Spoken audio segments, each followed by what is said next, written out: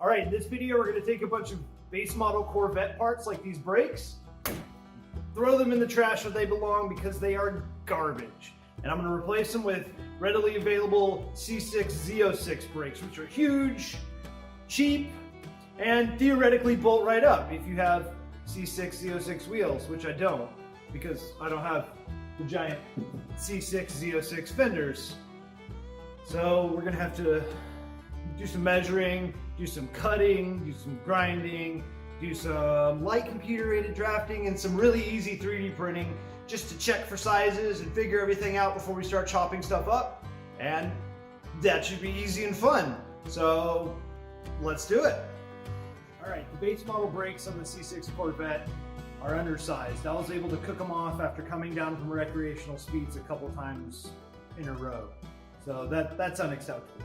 Now I'm sure there's some geriatric autocross dude who's gonna walk in and with a list as long as my arm about why they're acceptable and good, and brake pads need to be upgraded, and I need to be a better driver, and all of those things might be true, but I hate them. I think they're stupid, and worst off, they're really bad to look at. That's an incredibly unattractive thing to have on the outside of your car, especially a proper sports car, especially when there's a properly sized brake available. So I'm going to take these off and put them into storage where they belong.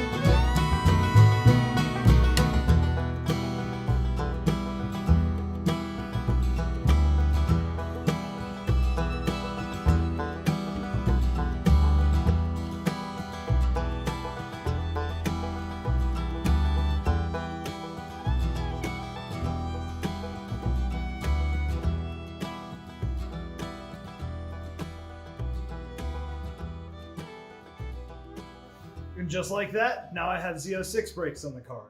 I actually did the whole car and it only cost me 4 knuckles. So pretty cheap as far as blood loss goes. Now, as you'll notice, this caliper is much, much, much thicker than the stock one we took off. And I don't see how my wheels will clear that, as I barely cleared the stock caliper. So let's take some measurements and find out how much thicker they actually are and how much of a spacer we're gonna have to do. All right, as you can see, I have a piece of masking tape on here just to protect the face of the caliper from getting banged while I'm fitting wheels. But what I'm gonna do is I'm gonna take a measurement off the face of the caliper, about the highest point, and just gonna zero this bad boy out. We're gonna see, rough estimate, how far this caliper sticks out. All right, that's how much deflection. And that gives me just about 45 mil.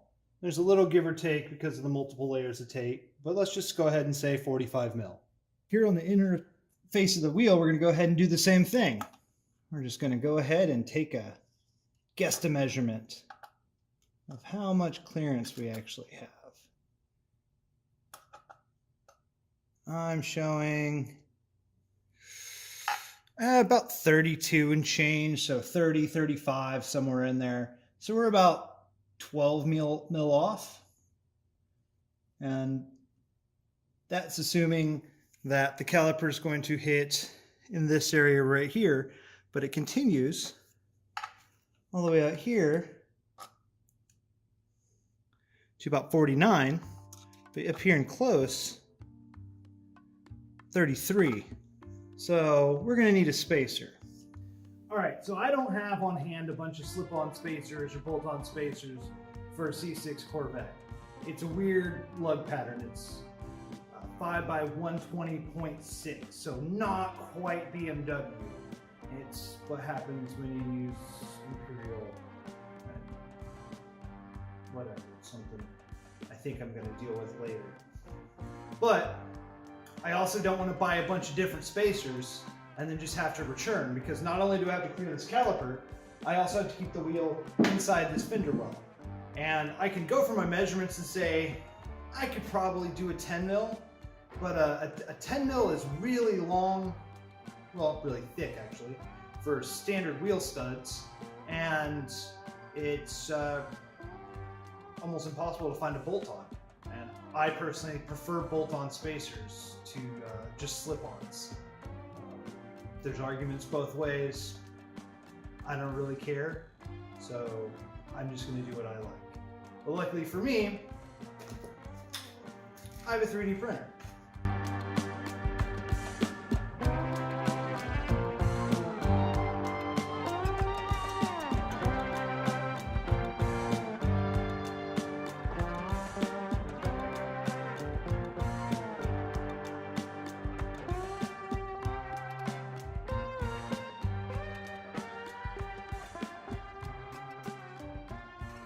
Ta-da! Woo! A 10 mil, 2 5 mils, and a 3 mil. That should do it. All right, so let's go ahead and start with 10 mil. Should be enough. And we'll just start with max and work down. So 20 mil spacer.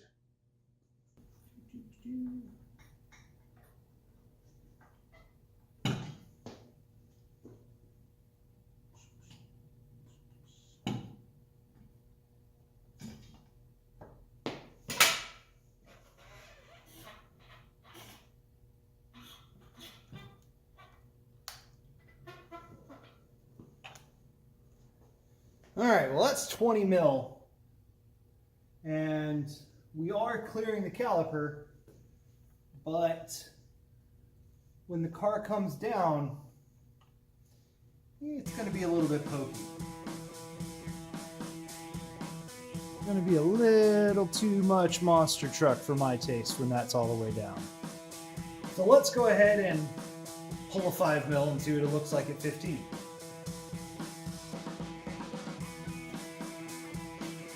15 millimeters, we're more than clearing the caliper. Not by quite as much as we were before, but the poke isn't as severe. 15 is going to end up being what we go with. I know there's people out there thinking, now why did you go through all the effort of printing the spacers for something you could have just taken measurements for? Or even just stacked washers to check? Well, the truth is that I like doing this sort of stuff, and I like doing it the right way, and actually checking something with an interface instead of some washers that'll be about right, or just running off of my measurements and ordering stuff and then running the chance of being wrong. Also, this isn't the only set of wheels I have. This isn't the only set of wheels that are going to be on this car. So the ability to check clearances and then order spacers without having to guess at anything or even bust out the micrometer. I can just grab these dudes. I've got 2 5 mils, a 10 mil, and a 3 mil, which 3 mil and a 5 mil I'm totally okay with as a slip-on. But the 10 mil or 15 mil, that's going to have to be a bolt-on.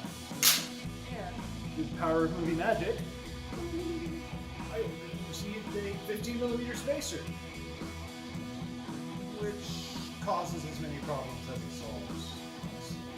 As you can see, the factory wheel studs stick out a bunch. Now, that's an issue. Let's see how much. They stick out. Beep. Man. Almost 19 mil.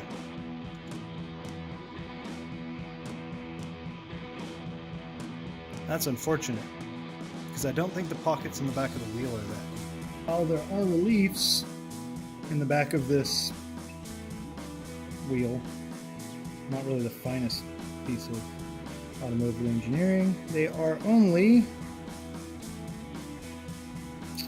looks like just shy of 8 mil deep, and then there's some lettering in there, so let's go ahead and round that down to 7 mil. Alright, so I found a stack of washers and a bolt, and that combo gets me on the machine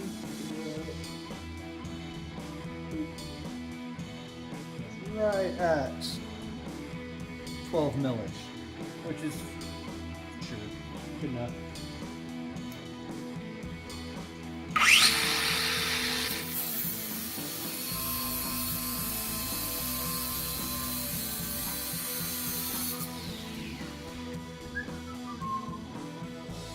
Let's see if we screwed up. Now, worst case scenario, this is horrible, and I have to replace some studs, which is not even a real thing because I would just replace the whole hub. I have a couple of them. There we go. Deburr these things. At some point. Where is the gun? I need a gun. All right. Well, we still got. Boop. Quite a bit sticking out there. Take our little measurement. Make sure we're under 7 mil at the highest spot. Let's turn on the calipers, Tom. Alright. Yep. Alright, that gives me 6.46 the highest spot, and it's going to be lower than that because I'm going to take a sander to this and then I'm going to file down the edges. But first, I'm going to cut the rest of the bolts.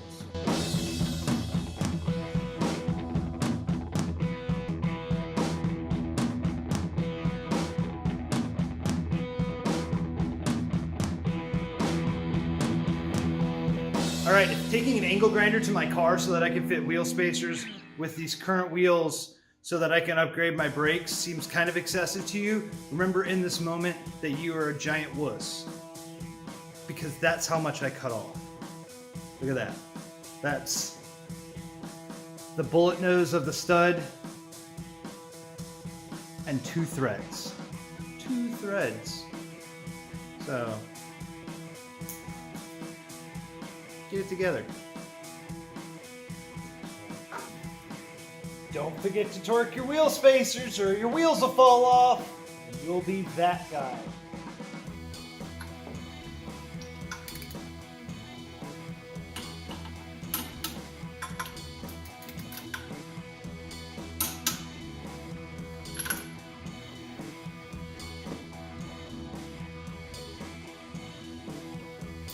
That's way better. Just visually, that's way better. Now, we've got giant brakes that take awesome pads and expensive rotors, so that'll be fun to deal with. I'll hop under and bleed everything and get it on the road tomorrow. But now it clears the caliper just fine. Everything's staying inside the fender. All it took was a little extra fab work, a little extra thought, and some prototyping just to double check our work before we go cutting stuff up or ordering parts, because I hate waiting for parts to come and then them being the wrong parts and having to send them back, and then maybe they give me my money back and maybe they don't because internet.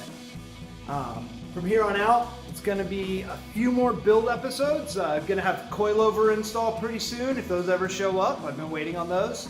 I'm building a dual hydraulic caliper setup for the rear, so dual calipers, independent hydraulic e-brake, which doesn't exist for this car yet. There's a couple of really expensive pro drift cars that have a completely CNC'd rear knuckle and thousands and thousands and thousands of dollars, and that's cool, and spending money's rad and whatever, but not really my way. So I'll be building that and modeling it in CAD and then printing a prototype, and then I'll test fit it and do that several times usually because there's stuff in the way and things and clearances and oh my god. Then I'll have that milled, and then I'll build the whole system all the way back, and then maybe that's something I'll sell, maybe that's something I'll just keep for me for a while and see how that goes. It's not really a product that exists, so we'll see. Also, I'm building a nanny control kill switch that'll kill traction control, stability management, torque management, all that nonsense, but it's just flip of a switch. So that should be fun. I hate pushing the button or pulling fuses and trying to figure out whether or not all that stuff's off. Going to be doing some angle mods to get some more steering angle out of the car. Be doing a full exhaust and cam, valve springs and retainers and lifters and all of that cool stuff. And then I will be installing a awesome wideband that I have over here and firing up HP tuners and doing some tuning, which I'm pretty medium at, but I mean, I'm gonna learn, you're gonna learn, we'll do it together. If you don't wanna learn, don't watch my videos. If none of this sounds cool, I mean, see you later. There's dudes out there building crazy. There's a guy with an EXO C5 running 7s, I think, just bananas fast. And then there's some poor kid in Florida with a C5 that did that, and now he's doing a Subaru or something. So you can go watch their videos. That's super dope. If you have any comments, any likes, dislikes, what you want to see more of, should I put a supercharger on it? Should I stay for Texas street legal rules? What should I do? Should I drive it into a cliff because it's a Corvette and you don't like Corvettes? Drop that in the comments. Let me know. Give me some feedback, because right now I'm just kind of flying blind. I'm just kind of putting videos out, sending it out to my friends. They're like, that's great. And I'm watching it. It's not great. So seriously, give me your feedback. That said, this is the end of the video. I'm not doing any more. I did Z06 sway bars and bushings tonight as well, but this is enough for one video and I'm tired. So, until next time, take it easy.